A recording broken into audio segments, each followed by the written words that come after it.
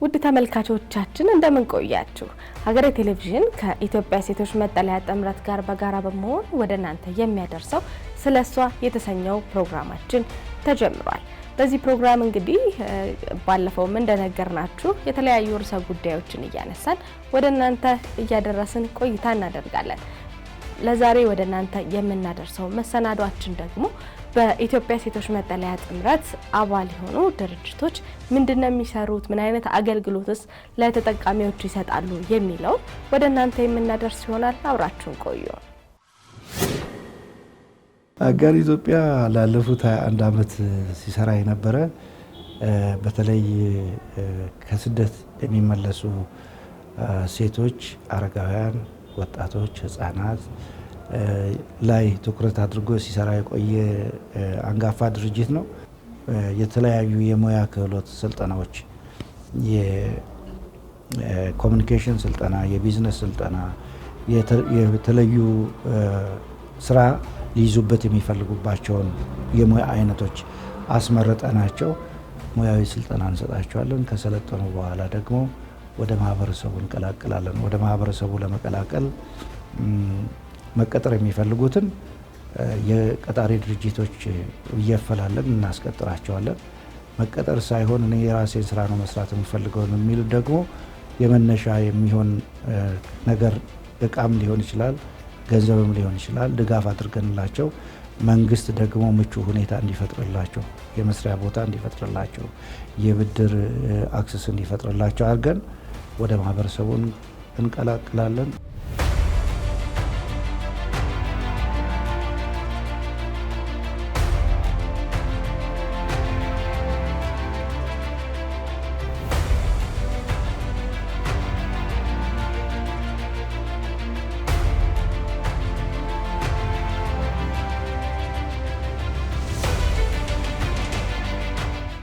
አውሳድ ጥቃት የደረሰባቸው ሴቶችና ህፃናት ላይ ነው የምንሰራው።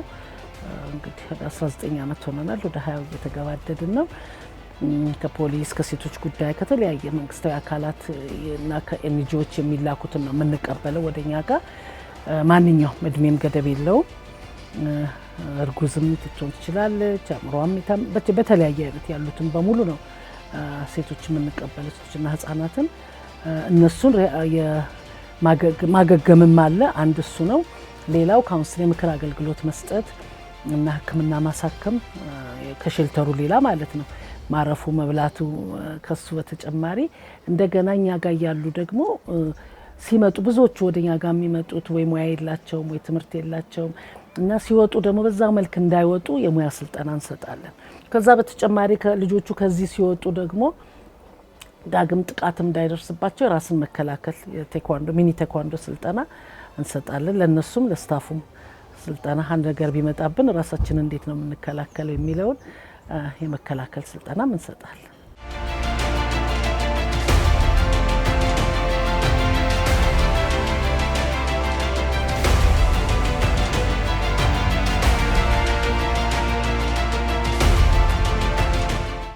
እንደ ኦፕሪቭስ ብዙ ስራዎችን ተደጋግፈን ከኢኒውስ ጋር ለመስራት እየሞከርን ያለንበት ሁኔታ ላይ ነን። ኦፕሪቭስ ላይ ከኮሚኒቲ ጋር ህብረተሰቡ ጋር ጥቃት የደረሰባቸው ህፃናትንም ከ18 ዓመት በታች የሆኑ ሴት ህፃናቶችን ነው እኛ በተለይ ድጋፍ የምናደርገውና እነዛ ሴት ህፃናት የሚደርስባቸውን ጥቃት ይሄ ነው የሚባል አይደለም። ያንን ጥቃት ግን ለመከላከል ከተለያዩ አካላት ጋር አብረን እንሰራለን።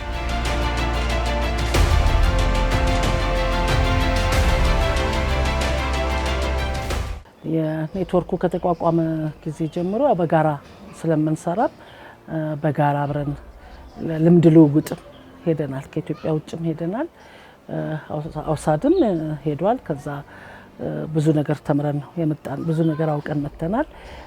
ከዛም በተጨማሪ ደግሞ ሌላም ሀገር ደግሞ ለስብሰባ ዓለም አቀፍ ስብሰባዎች አሉ በየ4 ዓመት በዚህ በሼልተር ላይ በጋራ ሆነን ሁላችንም አብረን ሄደን ኢትዮጵያ ላይ ምን ይሰራል የሚለውን አቀውም ሰው ኢትዮጵያ ውስጥ ሼልተር አለ ወይ የሚያውቁን በሌላ ነው እና ምን እንደሚሰራም ስለማያውቁ ያንን የምንሰራውን እዛ ደግሞ በማስተዋወቅ ከነሱ ደግሞ በመልመድ ወደ ከ1500 በላይ ሴቶች ከየሀገሩ ነው ከ100 በላይ ሀገር ነው መጥተው የሚሰባሰቡትና እዛ ላይ እኛ ጋም የሚሰራውን በማስተዋወቅ አውሳድም የሰራውን በተለይ የረጅም ጊዜ ልምዱም ስላለን አንዳንድ ነገሮችን እኛም በማስተላለፍ ከዛም ደግሞ ብዙ ነገር በመልመድ ብዙ ነገር ይዘን መጥተናል።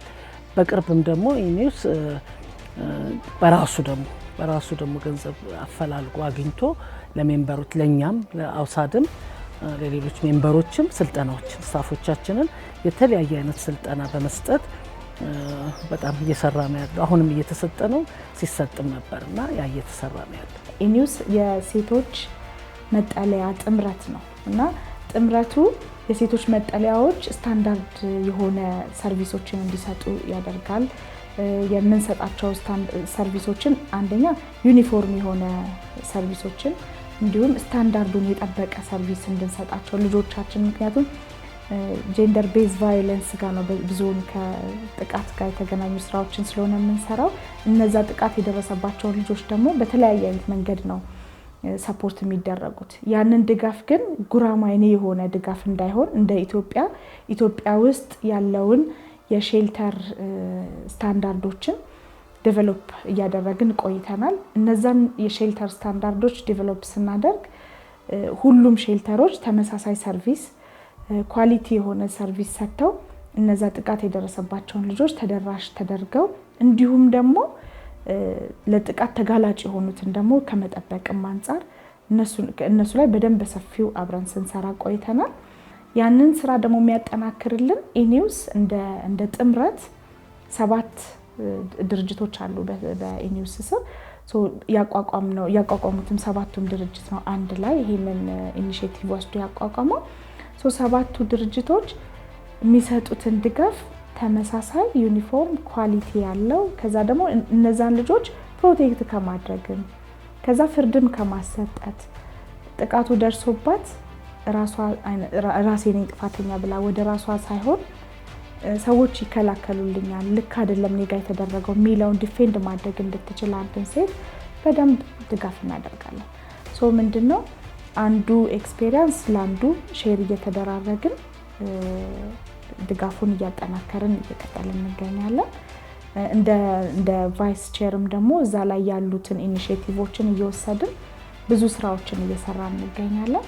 እንደ ኦፕሪፍስ ደግሞ በመጠለያዎቻችን አዲስ አበባ ላይ 2 መጠለያዎች፣ ባህር ዳር ላይ ደግሞ 1 መጠለያ አለን እና መጠለያዎቻችን ላይ የሚመጡ ህፃናቶች ጥቃት ደርሶባቸው እነሱ ፕሮቴክት አድርገን ብቻ አይደለም ዝም የምንለው ኮሚኒቲ ላይ እንሰራለን። ምክንያቱም እነዚህ ህፃናት ከህብረተሰቡ ነው የሚወጡት።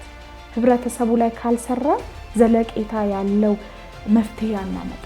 ጥቃቱ ላይ ብቻ ከሰራ ከስሩ ሩት ኮዙን ግን ማግኘት አንችልም። ስለዚህ ሩት ኮዙ ላይ በደንብ እንሰራለን። ኮሚኒቲ ህብረተሰቡ ላይ ወደ 42 የሚሆኑ ተቋማት በእኛ ስር አሉ።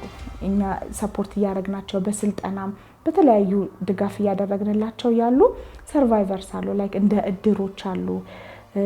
እንዲሁም ደግሞ የጥቃት ተከላካይ የሚባሉ ቲም ደግሞ አለ ልክ እንደ በወረዳና በክፍለ ከተማ ሌቭል የሚደራጁ አሉ። እነሱን ካፓሲቲያቸውን አቅማቸውን በደንብ እያጎለበትን እነዚህ ሰዎች ጥቃት የደረሰባት አንድ ልጅ ሲያዩ ዝም እንዳይሉ ኖ ማለት እንዲጀምሩ አድቮኬት እያደረገን ስልጠናዎችን እየሰጠን እነዛ አምባሳደሮቻችን ናቸው ለክፍለ ከተማም ለወረዳም ሴቶችና ህፃናት እንዲሁም ለፖሊስ ያንን ኬዝ አሳልፈው እየሰጡ በጣም ብዙ ህፃናቶችን በእነሱ በኩልም ነው የምንቀበለው። ስለዚህ ሪች አውታችንን በደንብ በሰፊው ነው እየሰራንበት የምንገኘው ማለት ነው። ከኢኒውስ ጋር አብረን ስንሰራ እንዳልኩሽ ስታንዳርዶችን ዴቨሎፕ እያደረግን ነበር። ቤዝድ ኦን ዛት ስታንዳርድ እንድንሰራ ሰርቪሳችንን ኳሊቲ እንዲኖረው ሰፖርት ያደርገናል። በተለያየ ደግሞ ስልጠናዎችንም ደግሞ በመስጠት ሰራተኞቻችንን አቅም የማጎልበት ስራዎችን እየሰራን እንገኛለን። ምንድነው አንዳንድ ጊዜ ሩቲን የሆነ ስራ ላይ እንቆይና ብዙ ማናያቸው ኤሪያዎች ሊኖሩ ይችላሉ። እነሱን አቅም በመስጠት አቅም በማጎልበት በስልጠናም ሆነ በተለያዩ ፕሮግራሞች እየደገፈን ይገኛል። አብረን እየሰራን ነው። ሁላችንም በልምድ ነበረ መጠለያዎችን ስንሰራ የነበረው ግን ስታንዳርድ ኖሮ በስታንዳርዱ መሰረት ይሁን ተብሎ መዘጋጀት ትልቅ ነገር ነውና ትልቅ ለውጥ ነው። እንደ አጋር ኢትዮጵያ የበጎ አድራጎት ማህበር ደግሞ የኔትወርካችን በተለይም ኮቪድ በገባ ሰዓት ላይ ከባድ ችግር ነበር። እንደ ኢትዮጵያ ሁላችንም ኮቪድ የገባ ሰዓት ላይ ሁሉም ሰው በየቤቱ ይክተት ሲባል የሸልተር ሰራተኞች ግን ቤታቸው መግባት አልቻሉ። ምክንያቱም ጉዳቱ አለ፣ ጥቃቱ አለ። እንደ አጋር ደግሞ ተመላሾች አሉ። ከአረብ ሀገርም ጉዳት ደርሶባቸው የሚመለሱ በጣም ብዙ ነበሩ።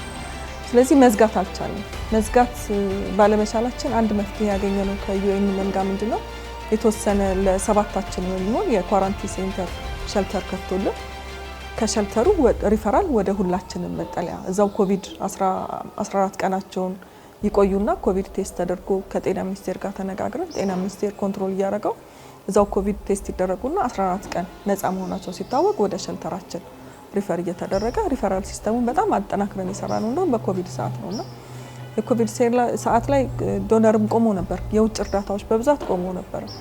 ስለዚህ ኮቪድ ሰዓት ላይ እነዚህ ድርጅቶች እንዳይዘጉ ስራ እንዳይቆም ኔትወርኩ ምን አድርጎልናል? ለብዙዎቻችን ፈንድ አቅርቦልናል። ፈንድ ማፈላለጉን ስራ ትልቁን ስራ እሱ ነው የሰራውና አጋርም ይዛ ተጠቃሚ ነበረ። አንድ ፕሮጀክት አግኝተናል። በዛ ወቅት ላይ እኛና ጉርሰ መርሳን በጋራ አብረን የምንሰራው ፕሮጀክት ተገኝቷልና ሁላችንም ተከፋፍለን ያንተ ይብሳል፣ የኛ ይብሳል፣ ያንቺ ይብሳል እየተባባለ ሰባታችን ያገኘነውን ገንዘብ ያቺን የኮቪድ ክፉዋን ሰዓት መጥፎዋን ሰዓት ድርጅቶቹ እንዳይዘጉ በጣም ብዙ ጥረት ተደርጎ ያን ክፉ ጊዜ አልፈናል። ይህን እንድናልፍ ያደረገን ኔትወርኩ ነው። ትልቁን ስራ የሰራው ኔትወርኩ ነው። መጠለያችን ላይ ምንም አይነት ኮቪድ ሳይገባ በሰላም ነው ያለፍነው። ያ ሁሉ የኮቪድ ችግር ሲኖር ሰባታችንን መጠለያ በሰላም ነው ያለፍነው። ያ የሆነበት ምክንያት በጣም ከጤና ሚኒስቴር ጋር ኔትወርኩ ቀርቦ ሰርቷል። በዛውም ደግሞ የኮቪድ ኳራንቲን ሴንተር ከፍቶ ስለነበረ ለሰባታችንም አንድ ኳራንቲን ሴንተር ዩኤን ከፍቶልን ስለነበር ምንም አይነት ኮቪድ እንዳይገባ ተደርጓልና ስራው ሳይቆም በጥሩ ሁኔታ ሰርተን ያሳልፍ ነው ያንን ወቅት። አሁንም ቢሆን ስታንዳርዶችን በማዘጋጀት ኔትወርኩ ነው በጣም እያገለገለን ያለውና ተመሳሳይ የሆነ ጉዳት ደርሶባቸው ግን የተለያየ አይነት ሰርቪስ ነበር የምንሰጠው። አሁን ግን ተመሳሳይ የሆነ ስታንዳርድ ያለው ሰርቪስ እንድንሰጥ ያደረገን ኔትወርኩ መኖሩ ነው። ኔትወርኩ ከዩኤን መንጋ በሚሰራው ስራ በጣም ብዙ ስራ ይሰራል። አሁን ላይ ደግሞ ራሱን ችሎ ፈንድ አግኝቶ ቢሮ ከፍቶ ራሱን እንትን ብሎ አደራጅቶ በደንብ እየሰራ ነው ያለውና ኔትወርካችን በጣም ትልቅ ነገራችን ነው። በጣም ጥቅሞናል። ህብረት ሁሌ ቢሆን ይጠቅማል። የዚህ ደግሞ በደንብ ይጠቅመናል። መገናኘቱ፣ መሰባሰቡ፣ መወያየቱ የጋራ የሆነ ፕሮጀክት ቀርጾ እንደዚህ ኢኒውስ ራሱ መስራት እንዲችል ማድረግ መቻሉ ትልቅ ነገር ነው።